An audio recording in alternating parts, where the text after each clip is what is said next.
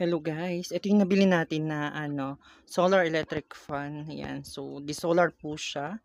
So meron tayo ditong 18 inches na electric fan or stand fan na solar.